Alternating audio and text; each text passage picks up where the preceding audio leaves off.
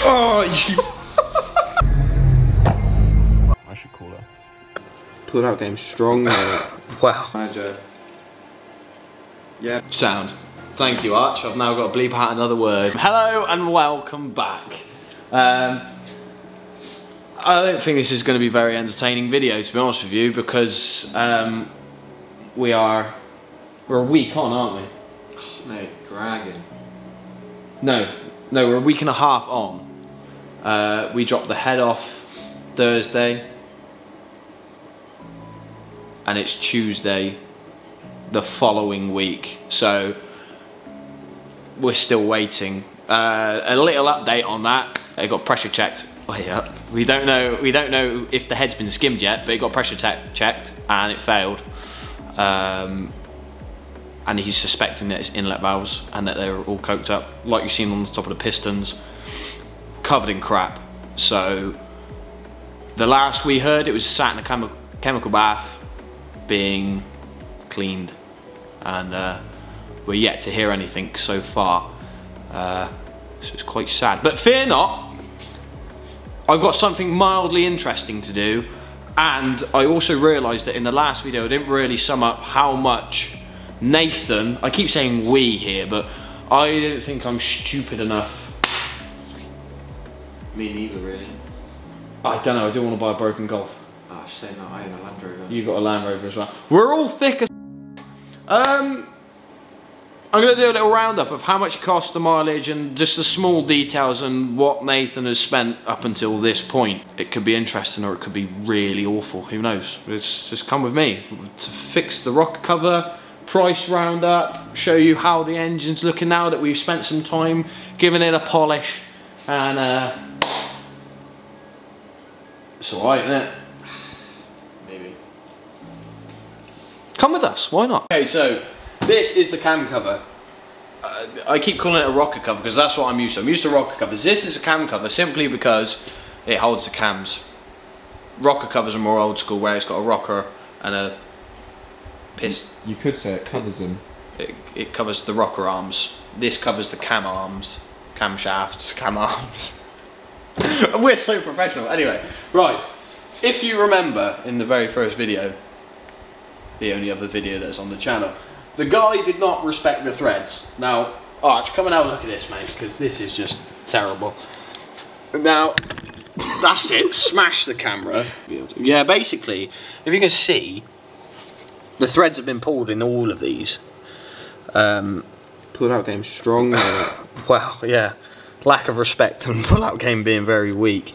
So what we are going to do is use this to fix that. Big up. Now, if you've not seen one of these before, this is a helicoil kit. Full kit, you get a drill bit, the new size tap, and then the bits to put the helicoils in, but you will see how that is done in this video. What we've got to do is, how a helicoil works is it drills a bigger hole to what's already in there. So these are M6 threads, which means that they're 6mm in diameter.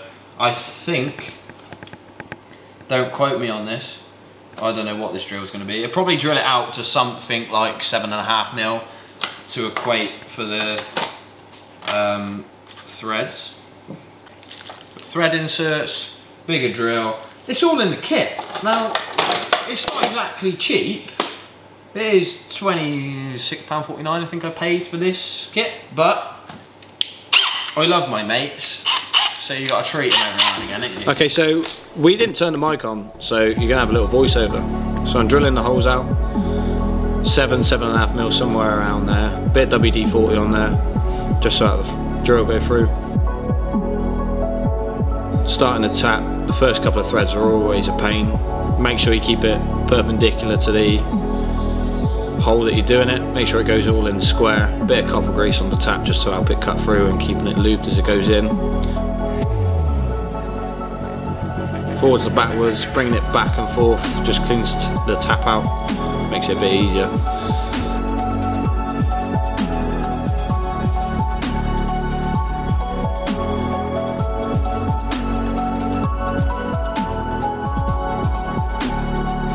And then winding in the new threads. tabs on the little thread, and then you put the tool in, twist it around as if you're putting a bolt in, wait for it to bottom out, get all of them in, and then go along with a punch and just knock the tabs off. Right, we don't have a whiteboard, unfortunately the budget won't stretch that far, so we've got a Focus ST window, which, imagine that broke down, which would be quite a bad situation. So I'm just going to tell you how much our clown friend has spent on this Focus so far. So he bought the car for a grand total of £900. Now, it was a fully running and driving car with 134, was it? 134,000 miles on it. That's what we're going with, okay? £900. It did drive fine. Well, I say it drove fine. It threw too much out the exhaust. Is it too much to put another clip in of it flaming?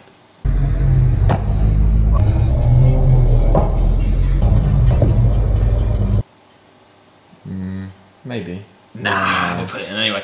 And when Nathan went to look at it originally, when it got shut off, it started misfiring, obviously didn't want it, and the guy compression checked it down on 3 cylinders, and that's how we've ended up here. So, head gasket, £219.99. Okay, the next thing he's bought is a genuine Ford cam belt kit with a water pump. That was a grand total of £234.99. So that's for the parts that we need to get this thing back together. I'm going to consult a calculator because my mental maths is not as good as it once was. That brings the total so far to £1,354.98. It's like being on countdown, this, isn't it? So that is how much he's spent so far. Obviously a heads off being skimmed. I think the skimming was 40 quid. Was it 40 quid? Or was that pressure tested? No, skimming was £70. Pressure test originally was around £40. But obviously it's failed that. He's putting the stem seals on for us. So realistically, I'm not going to put that on then so far. I reckon we'll be around the £1,600 mark. Which even so, when you think about it, for a car that's had a brand new head gasket, cam out and all that sort of thing, still quite cheap. Okay, so this is the state of the block. We've cleaned it up, frankly, as best we can. There's still some stubborn bits on there, but it shouldn't really affect it. Without machining the top of the block, which is very fine tolerances, because then you start messing around with compression ratios and all of that. I know you can do it at 0.01 of a thou or whatever the increments are. We're not going to do that because this is a cheap budget build. We also had a poke around in the turbo. Yesterday she was a virgin, now her body counts on one like Hardy. I should call her. So basically what we're trying to achieve here with an endoscope is, because of the way that the turbo's made, the intake housing here has got an elbow, a cast elbow up. Cheers mate, that's my ear. So you can't see if there's any play in the turbo. We don't particularly want to take the exhaust side off, which I think we're going to end up doing. And even then it's a bit far in to just try and check for play. From this, it's really hard to tell. Obviously, we can't check for play. We can only really see if there's any score marks. Hang on mate, let me get my Peter Dinklage fingers down. We can only check really if there's score markings on the housing of the turbo, which will tell you if the bearing is oscillating or something like that. So Nath doesn't want to buy a PCV valve because Nath's a cheap ass. So we're going to try and clean it out because he says we can do that and it'll be fine. It probably won't be fine. No, it won't be fine. Basically, Focus STs have got a, is it penchant? Is that the right word?